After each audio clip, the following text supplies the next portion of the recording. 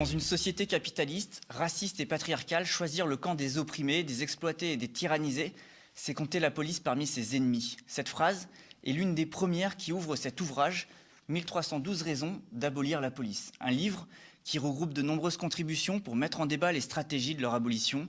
Un débat qui existe de manière très concrète en Amérique du Nord, notamment depuis le mouvement Black Lives Matter et la mort de George Floyd, mais qui démarre très timidement en France, alors que les crimes policiers sont tout autant une réalité. On l'observe dans le quotidien, on l'observe dans les quartiers populaires, on l'observe aussi dans les mouvements sociaux et écologistes. On en a beaucoup parlé au moment des Gilets jaunes ou du mouvement contre la réforme des retraites, mais c'est une réalité très ancienne et bien antérieure. Le contexte étant toujours celui d'une société capitaliste, raciste et patriarcale, pour reprendre les mots de ce livre, une société d'extrême violence où la police a une part importante de responsabilité avec des crimes qu'ils commettent, qui font sans cesse l'actualité. Il est important, notamment sur les plateaux des médias, qu'on ait la discussion, la réflexion autour de l'abolition de la police.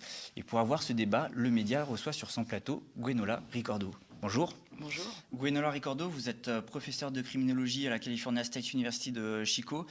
Vous êtes militante abolitionniste pénale et vous êtes la coordinatrice de ce livre, 1312 raisons d'abolir la police, qui vient tout juste de sortir aux éditions Luxe. Alors, vous l'affirmez d'emblée au début de ce livre comme une position politique. Vous détestez la police. Effectivement, j'affirme que détester la police, ce n'est pas une question de goût personnel ou d'une aversion personnelle, mais il s'agit bien d'une position politique dans le sens où je défends, mais avec les abolitionnistes, que la police est notre ennemi en bleu, pour reprendre l'expression d'un abolitionniste connu qui est Christian Williams.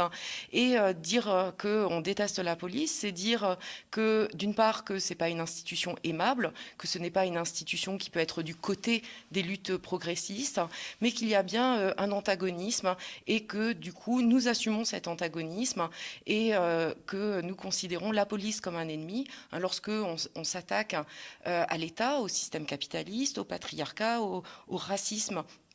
On trouve forcément sur son chemin l'État et son bras armé, c'est la police.